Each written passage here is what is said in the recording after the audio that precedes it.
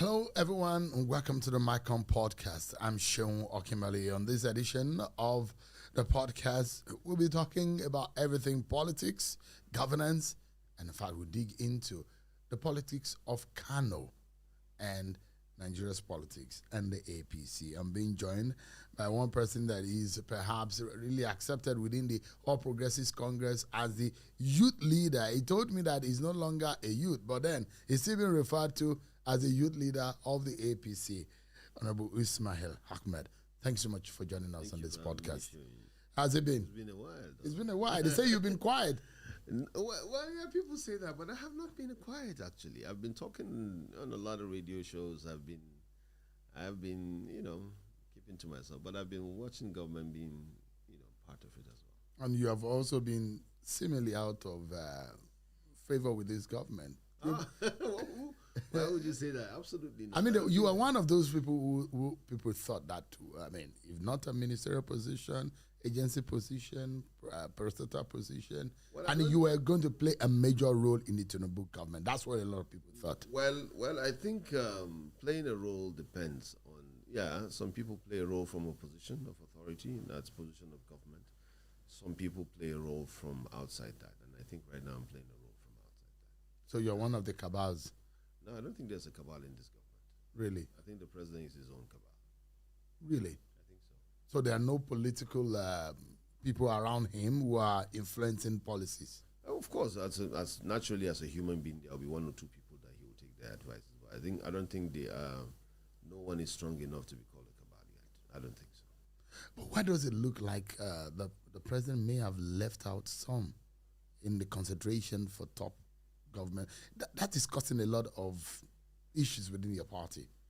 Well, yeah, I don't know. I think it's the prerogative of the president to decide who he works with, even though there is a general expectation that there are certain people that the president or people that have worked towards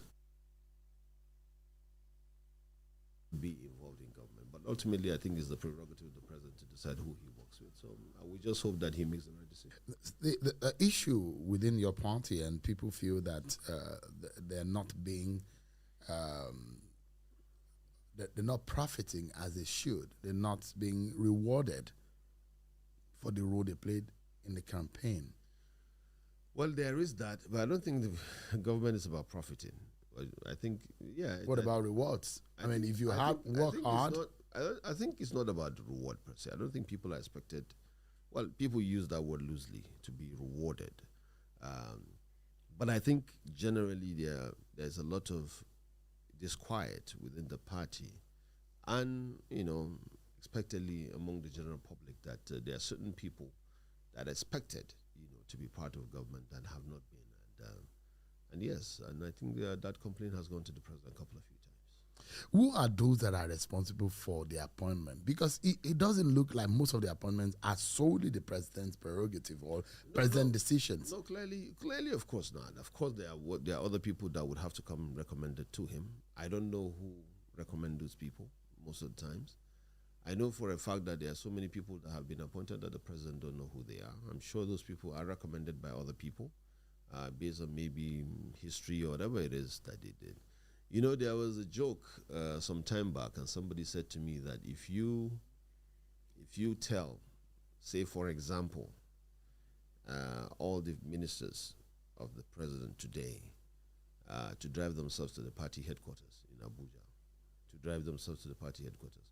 not more than 20 would be able to do that. The rest probably have no idea where the party secretariat is. There were no party people. They have no idea where the party headquarters is. Somebody said that. I don't know if it is true, but I wondered about it, if that is true. But that would be funny. But yeah. Someone said to me, Ismael, how many people do you think have ever seen, not read, seen the policy document of the president that are now occupying positions implementing those policies? There was a policy document during our campaign that we launched at the Villa. There was a policy document that we distributed. There was a campaign manifesto. He said, how many people do you think holding positions today have ever seen those documents, let alone read them? I said, well, I don't know. I'm not keeping tabs. I'm not doing an inventory on that. But he said, well, I'm just sure there are a lot of the people who do that. So there are not a lot of people who have read the policy document of the president who are holding positions. There are not a lot of people who have read the manifesto of the party who are holding positions. There are not a lot of people that can tell who the secretary of the party is if they see him face to face. They probably know the national chairman of the party because he was a former governor, is quite a known face. Other than that, how many people do know the officers of the party or where the party secretariat is? So I can understand when people believe that that is the case, then there is disquiet within the party. I mean, it seems there is a gap. I assume that, is there someone advising the president politically? Because he has political advisors, if that's what you mean. Yeah, but I mean, that gap seems to be wide, just like we saw that there was a communication gap in the presidency, and it was too obvious to the public that there's something wrong within the communication system of the president. I don't know. I think, the president has always been a master politician. Always been. I've been very close to him for quite a while. And I do know for a fact that he has been a master politician for a while and a master strategist in this game. So I think, yes, he has people who are occupying the positions of political advisors. I don't know how much of influence they have. I don't know. I really can't say. But yeah, I assume the president said whatever it is, he alone should be held responsible for it. So we are giving him all the credit for all the things that are going right, and he has to take the flak for anything that goes all right. Some of you look like you are now left as orphans after having worked. I'm not an orphan at all. I have a political orphan. I'm not a political orphan at all. Well, I'm even a realistic orphan because I don't have my mother and my father. They are both. So physically you're an orphan, but you're not looking like a political orphan no, too. I'm not a political That's a double whammy, isn't it? No, I'm not a political orphan by any stretch of the imagination. I think I'm one of the privileged people. There are people who are in government and there are people who are in outside government who still retain certain level of influence to the level that they can, and I think I enjoy that. So I won't complain completely. Is the situation where I want it to be for a lot of party members? The answer is no. I would want it to be improved, and I would say that much to the president when I see him. That's much true. So you've not seen him in a while? No, not really in a while. Yeah. So the president is actually closely guarded, like a lot of party members say. All presidents are closely guarded. All presidents even to in the his major political allies, those who work for him. I think he sees people. When I demand to see him, the last 2 times I saw him. You look at what is happening in the party, and you look at what is happening outside of the party in governance. There seems to be some kind of disconnect that some people will say that why is it looking like, yes, it may have good ideas, but in trying to transmit such ideas, there isn't so much of neatly done job in putting those ideas in the public domain, just like the tax reform bills that have been presented in the National Assembly. Members of your party, leaders in your party, are the one leading the campaign against such policy. It makes your party look like a distressed, a disorganized, and an entity that is not cohesive. Sure, you're trying to get a rise out of me. You're not going to do that. But I mean, I'm just trying to paint. I'm just trying to paint what is happening in your party. All this negative, disorganized, disoriented, this. Yeah, there is. First of all, that bill, as far as I'm concerned, was a good bill. It's a good bill. Yeah, are there places where there are reservations, legitimately so? Yeah, people will have reservations. It's a huge bill. These are 4 bills, and it's a watershed bill. But I agree with you that the party and the government needs to be a bit more cohesive in terms of synchronizing and aligning policies so that the politics, the government, the party in its own hand will take the lead in the political campaign for it, and so that members of the party will be in cahoots with whatever policy that the government is reeling out. And I thought that the party should have been brought in at the initial stage to be part of before this campaign started. I agree with you 100% because it's not only is such a tax bill or any kind of bill that has huge economic implication is as good as a political bill because there's a lot of politics that will go into it. It has to go to National Assembly. People would have to look at it. Members of the National Assembly would have to look at it from the prism of politics and see what will make them survive in their constituencies. So those are largely political decisions as well as it's an economic decision. So in that regard, you need to bring in expert politicians to be able to help in delivering the message to politicians. And no one else should have done that and should have taken the lead in doing that than the president himself, because he is the holder of the mandate of the elections of the elected. He is the holder of the mandate of the people. He's the chief elected officer in the whole of the executive arm of the government. This is, the bill that is coming from the executive. The president should have led the way in consultation first and foremost. He should have led the way in explaining to people much more than anyone else. And then political surrogates, like largely the political party, should have been unleashed to talk to their members in different constituencies and hold town hall meetings and be able to achieve some sort of equilibrium. I think that should have been done. That is true. The bill would have had less of a friction than it does today. So does the president think that this would not have a political backlash, or what exactly, or it's just a simple? The president, I think I'm not speaking for the president, by the way. So I shouldn't be misquoted by thinking I'm not speaking for him. But I will assume that he saw a bill that he thought was a fantastic bill, and that would make a lot of sense. He considers himself as a transformational president. He considers himself as a president who would take hard decisions that other presidents had simply sidestepped.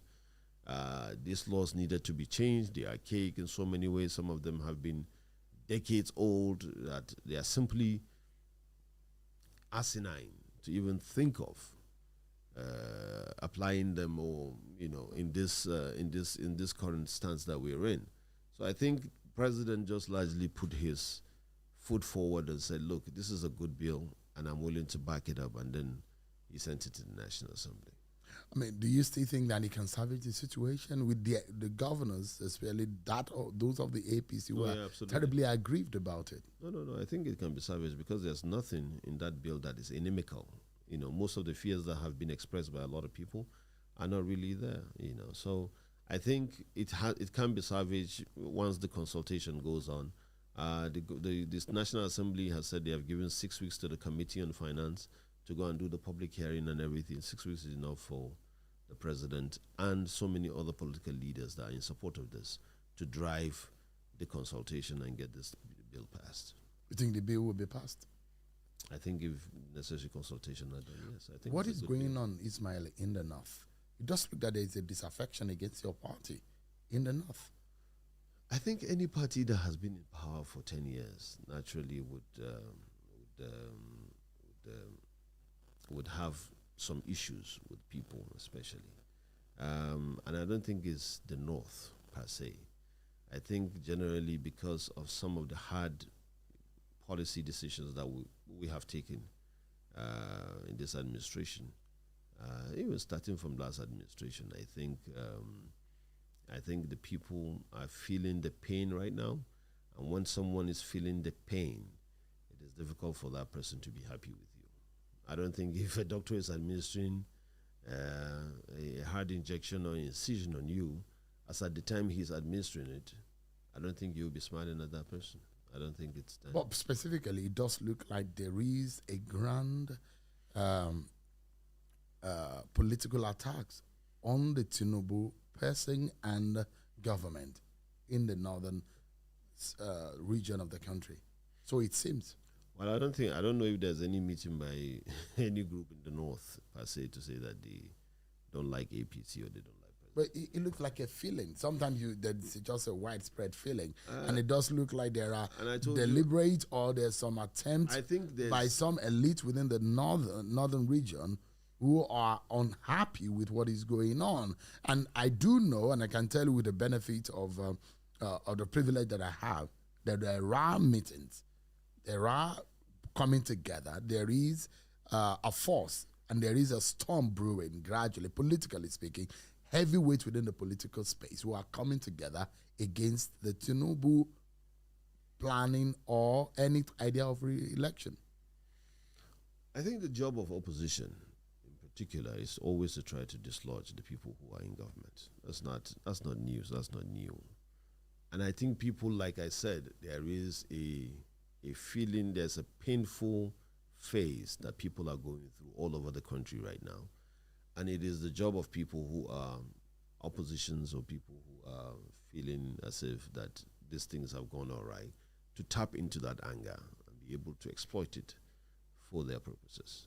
So this to me is not surprising, even if that is going on, based on the privileged information that you have. It will not be surprising to me. But I think that the government will do all it can as well to be able to turn the tide and see that there is truly a light at the end of this tunnel, because it is a very dark tunnel as we speak. And there is a seeming disaffection, and your party is becoming rather unpopular in the north. No, I think you keep saying the north. I don't think it's the party. Because it seems that that's where it is all starting from. I mean, I'll bring you to the generality of... People talk about the north easily because I think they are a bit more... They voice their opinion more. Someone was telling me that, that why is the... Someone asked me why the north was more unhappy. And I said, well, I don't know what that means. I think generally a lot of people who are going through what they're going through are generally not happy. And then, unfortunately, we are the party of reforms. We are the ones who are implementing this reform, so we bear the brunt of this anger of the people, and rightfully so. Because there are those who believe that the North gave the Tinubu presidency. At least more than 50% of the votes that Tinubu got were from the North. And there are those who believe that.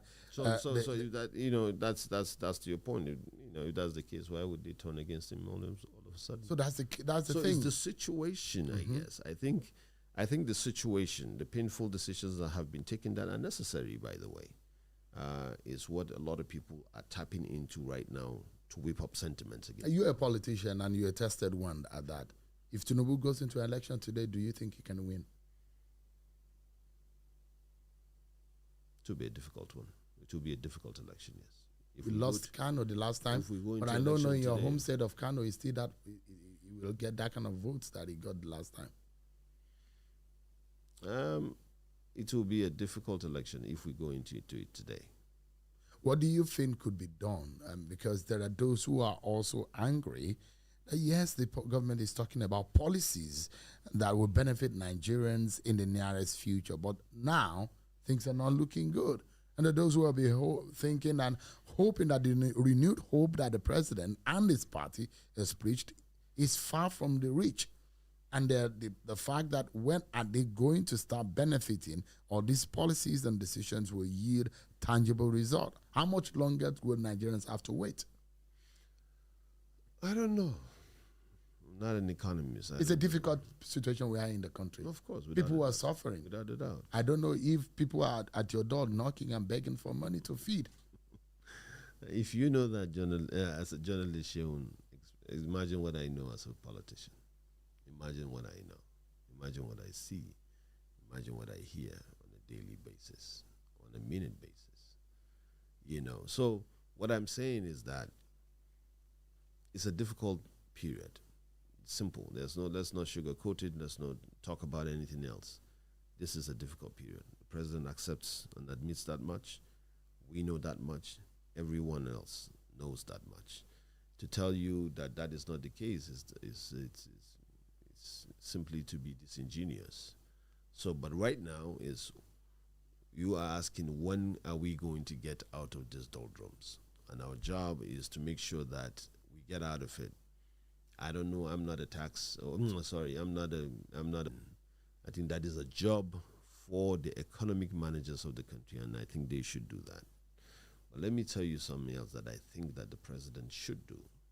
I think the president, like I mentioned earlier on the tax bill, must find a way to communicate with people.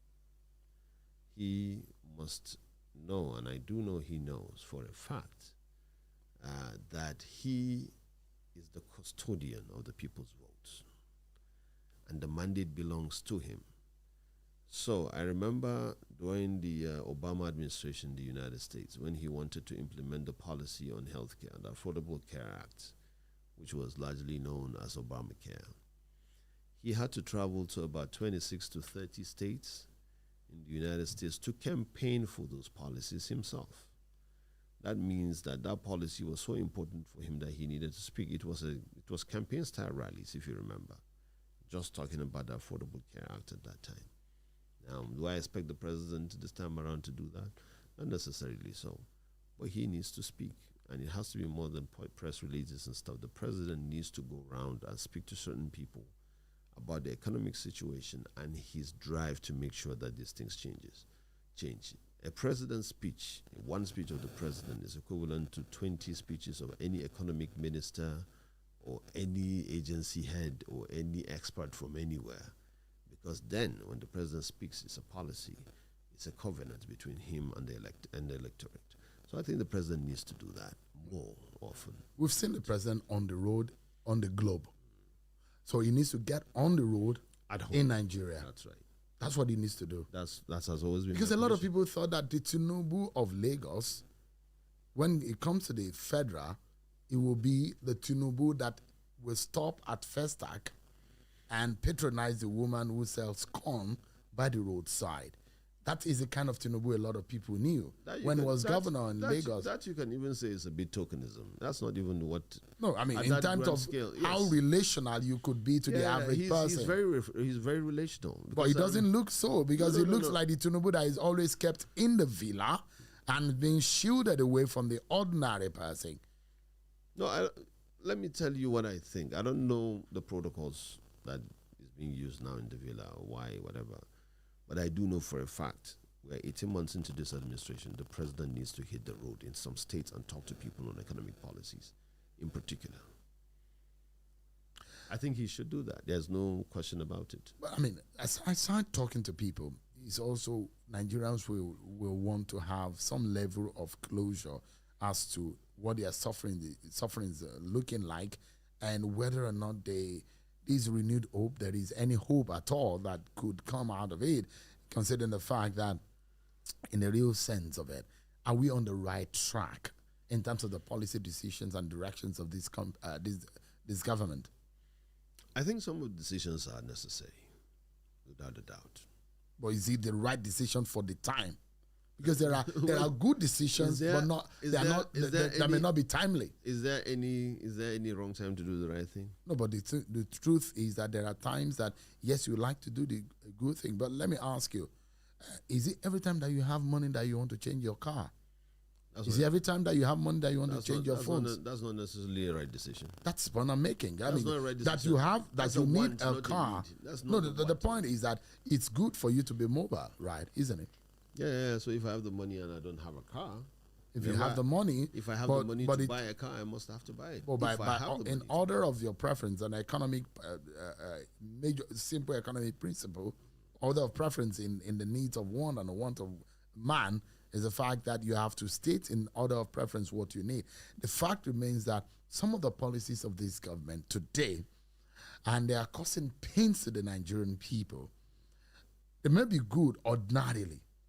Globally, they may be good, but are they well fitted? Are they best fit for the Nigeria of today and now? That's the question.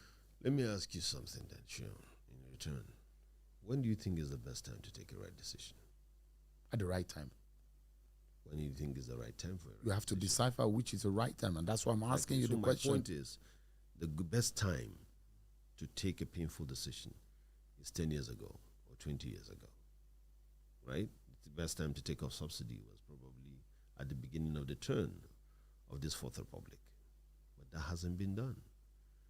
It was tried, and people cried against it, and we left it.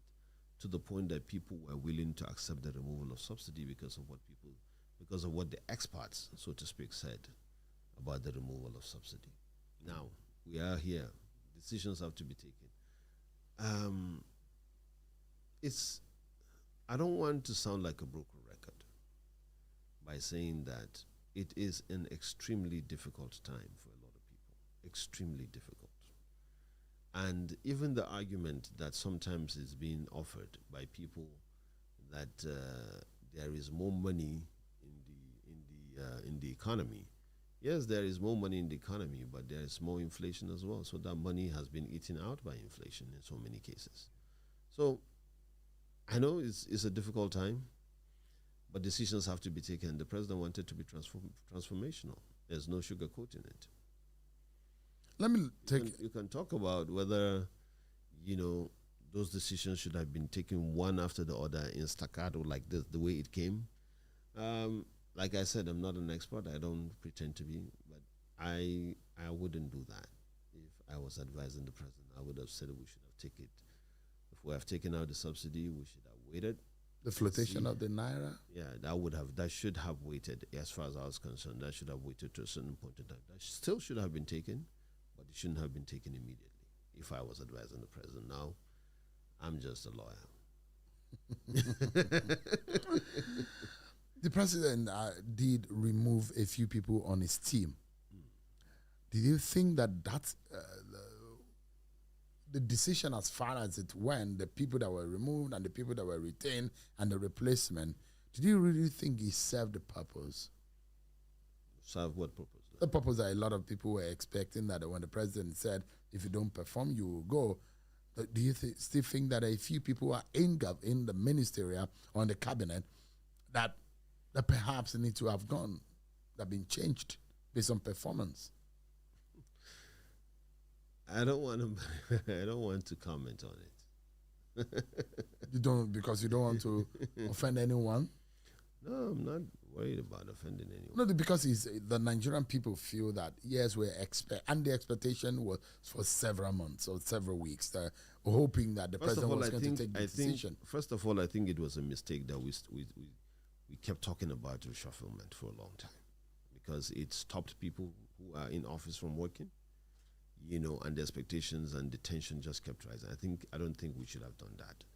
I think whenever the president was ready to reshuffle, in between the information and the actual act shouldn't have been more than a week. In fact, I think it should have been the day everybody walked into, he would have made up his mind, and the day everybody walked into FEC, you tell them, I'm letting certain people go. You don't have to give any reason, because you gave no one any reason for appointing the people in the first place. So you don't have to give anybody any reason why you are firing some people and bringing in some people on the board. That is absolutely the prerogative of the president. He should have just gone ahead and do that. But I think it was tacky, to be honest, the way we talked about it from May. It was obvious that some people they didn't have any business being in that cabinet. And there are those who will say things at the moment that there's some people do not deserve to be in that cabinet based on what they do and what they have done for the country. I don't like to talk about people. We're talking about performance of people in government. Yeah, so who do you have problems with? I don't have any personal problem. I'm talking about the Nigerian people who may feel underwhelmed by the fact that they thought the president would have done more in terms of the reshuffling in this cabinet. Maybe the president is not saying as much as the Nigerian people are saying. Maybe, I don't know. Maybe he doesn't see it that way. He's the one that is working with them. Yes, I know that people have expressed that sentiment that what happened in October, was it in October? Yeah. Yeah, that what happened in October is not even a reshufflement. That was just shifting drinks. As far as they're concerned. It was absolutely nothing to them. I don't know. I made it a point of duty, since I served in government at some level, not to pinpoint on people, because you can only see, you can only know your expectations. You don't know what their limitations are. The president was in France and he engaged in high-profile discussions and took with him some Nigerian entrepreneurs and business people. Given the mounting domestic challenges such as the tax reforms and the free subsidy, is it not concerning that the president seems to be prioritizing international relations over pressing national issues at home?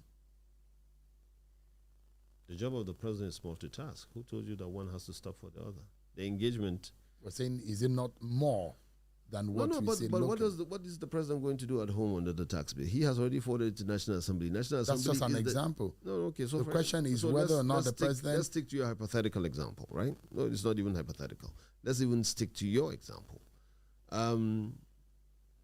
He has already submitted the bill to National Assembly. That's the theater of debate. What else is he supposed to do? And France was a state visit. As far as I'm concerned, state visit is an invitation by a head of state, a foreign head of state who you have accepted probably months back or weeks back. You know, it's not something you just change at will. And like a lot of people say who are against the tax bill, for example, they are saying that the tax bill is not such an emergency. So why would they need the president to leave a state visit like that to come and talk about it? And besides, the engagement is continuing. And when he gets back, I'm sure he's going to continue the consultations as well. So the big question here is, how do you describe that outing in France? I don't know. It's a state visit, and I think he was warmly received. What about the impact, the possible impact? I don't know what the impacts are. I'm not the spokesperson of the presidency. I mean, you are. I'm asking you as a citizen, and we're having a conversation. Yeah. So what I'm just saying is that I hope good things come out of it.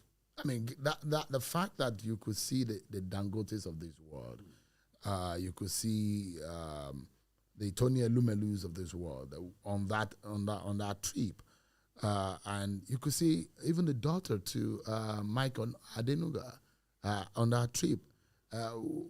What kind of feeling? We brought in our Forbes best. Yeah, so to speak. Yeah, I mean, within the business sector, right. You could see the conviviality, the camaraderie. That I saw more of the entrepreneurs and the business people rather than, more than even the government people. It's a business trip because the president wants to booster probably. That's what I asked you to describe. Well, he wants to booster the private sector and connect them. There's something that only government do for any businessman, for any business entity. And the president is, handing the handshake for this business community so that they can thrive on their own, create jobs at home, and bring in the VAT that we're all fighting over. Mr. Shaguri was spotted, and you probably will see. I don't know who that is. You don't know who Shaguri is? And you've been with Tinubu for how long? Yeah, you see, I don't know. I've never seen him since when I've been seeing him. But you've heard of him? Okay, yes, I've heard of him. You thought that he was a very close friend to the president? That's what I heard, yes. And he was on that trip too. Why do you think the people were particularly pointing him out on that trip? I don't know. You're just telling me for the first time. I don't know. But, well, if people are pointing him out, he's a businessman in Nigeria, isn't he? He has companies in Nigeria. He's also a businessman. And I'm sure he probably has Nigerian passport, so why not? Why do people think that he's been more favored in this government in terms of projects and in terms of government jobs? People have said that about Julius Berger for a long time as well. So you don't think that there's anything extraordinary about the Tinubu and Shaguri relationship? I don't know. I really don't know. I can't speak to that. It's not something I've ever adverted my mind to. Let's look at what is happening on the home front. Some businesses are groaning under some of the kind of economic conditions that the country found itself. And there are always the talk about how some private foreign interests are leaving the country. What can be done immediately to reverse this tide? You have to just produce a conducive environment for business. And I think that's one of the things they're trying to do with the tax bills. You just have to streamline taxes, reduce corrupt bottlenecks in terms of setting up businesses and repatriation of people's funds so that investors would come in. And more importantly, Nigerians' purchasing power need to go up because all these things is about purchasing power. If you build up a company here and people do not have the discretionary spending power to keep spending on these things, people would live. For some APC members who are dissatisfied with President Bola Tinubu's decision to appoint individuals from opposition ranks, especially those who are said to have been critical of his candidacy and the party during the elections. They argue this could undermine the loyalty of core supporters and warn of political or the potential electoral consequences in 2027. As someone deeply involved in the APC politics, how do you view this? I think they have the right to say that, yes. I think they have the right. I think it's actually, for a lot of people, I think I can see why that could be demoralizing. Do you think the president was undermining the party by those decisions? I don't think that was his intention. I think he understands that he's a Nigerian president and he wanted to bring in people from different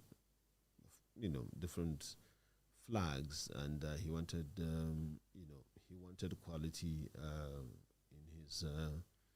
in his team, whatever that is. That's not his intention, but it's looking like that is the effect it is having. But that is the consequence of that is that people are demoralized and discouraged. People feel quite honestly disregarded. And I don't think the president does not know that. I think he knows that. Yeah. There was a widely publicized breakfast meeting in Adamawa recently, and speculations arose about a potential alliance between Atiku Abubakar and Peter Obi for the 2027 elections. Both camps have denied any of such political discussion, but this development has reignited conversations about opposition parties coming together and potentially forming alliances against a potential APC coming on the ballot and Bola Tinubu getting a re-election in 2027. As a core party person, does this give you some worries? Yes. Yes, it does. You're worried? Of course. That this might sweep your party away in 2027? I never take any potential threat for a joke in politics. And if you look at the votes of Atiku plus Obi in 2023, we could have easily lost the election if they were put together. So it's a threat if both of them come together? Of course it is. God forbid they come together for the APC, God isn't forbid. it? But what do you do also for those who imagine that what you think God will forbid might eventually be the imminent political happening in Nigeria? What do you mean by that? Give an Atiku 4 years, allow Peter Obi to come in, and not for 8 years. I don't think anybody that comes into this presidency would gladly leave it after 4. They're all joking. They would want to do the full 8 because you would realize that so many things you put on ground will probably not materialize in 4 years. You have to do the full 8, and that's where the problem is. But God forbid that they come together. We don't want them to. Let's just leave it at that. Is that the reason why? Not that it's a guarantee that they would defeat us. No, we'll probably defeat them. But what I'm saying is that as a politician, I know it's a threat, without a doubt. If you look at it, in Kano State, there seems to be, and that's a hotbed of Nigeria politics. No, some people just try to make it so unnecessarily. Kano, Lagos, Rivers, these are. No. Kano is the darling of. We are very politically aware and we are very politically expressive in our ways of doing our own politics. But being the hotbed has been turned into it deliberately by some people. Okonkwensor has dealt a big blow to the APC in Kano State.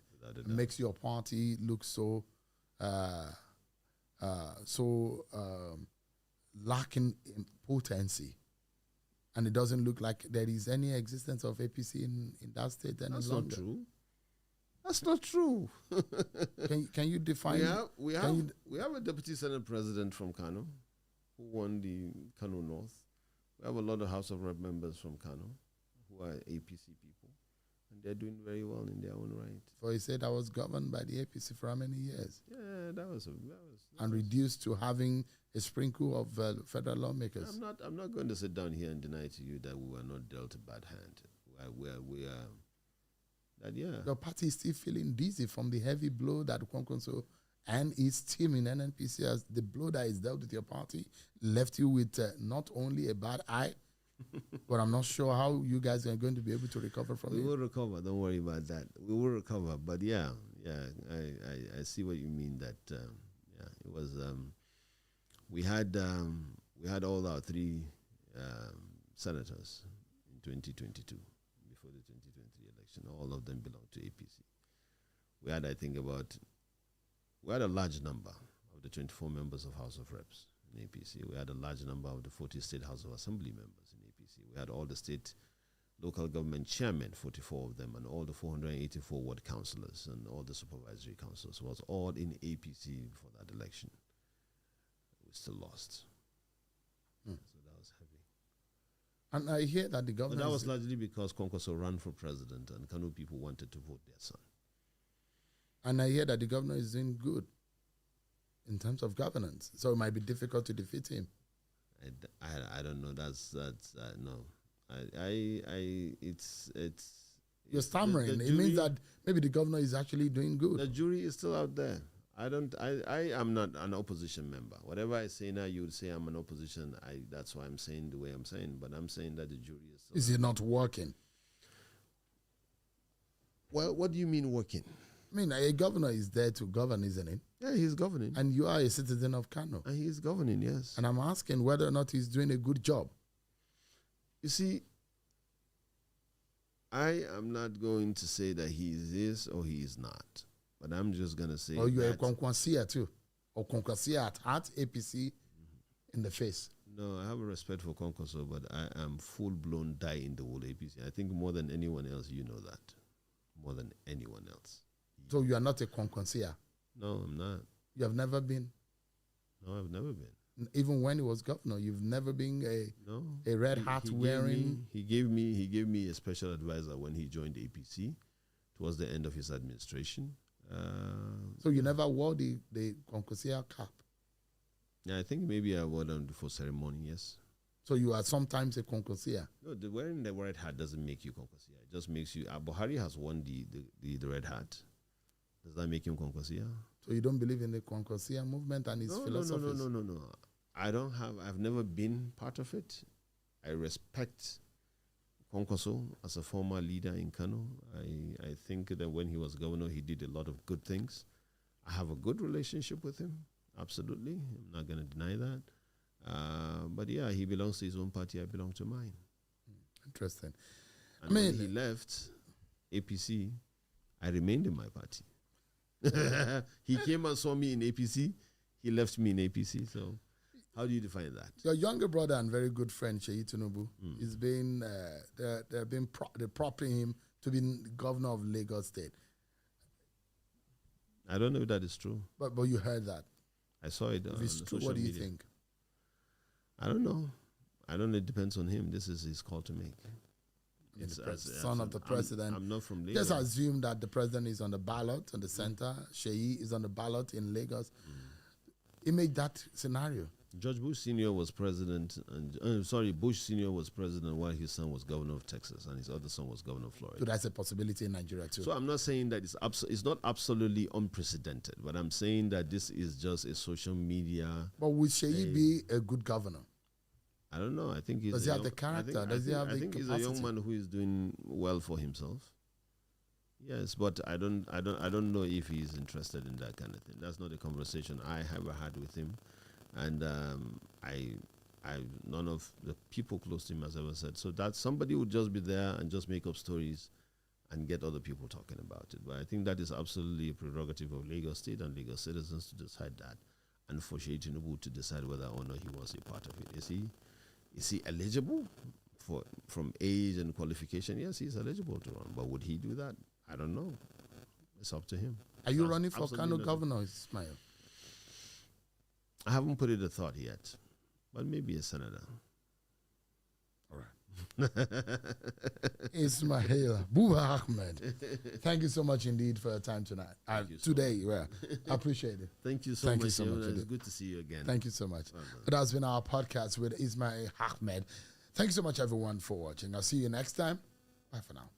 Thank you for joining us on this edition of Mike On Podcast with Seun Okinbaloye. Mike On Podcast for the independent mind.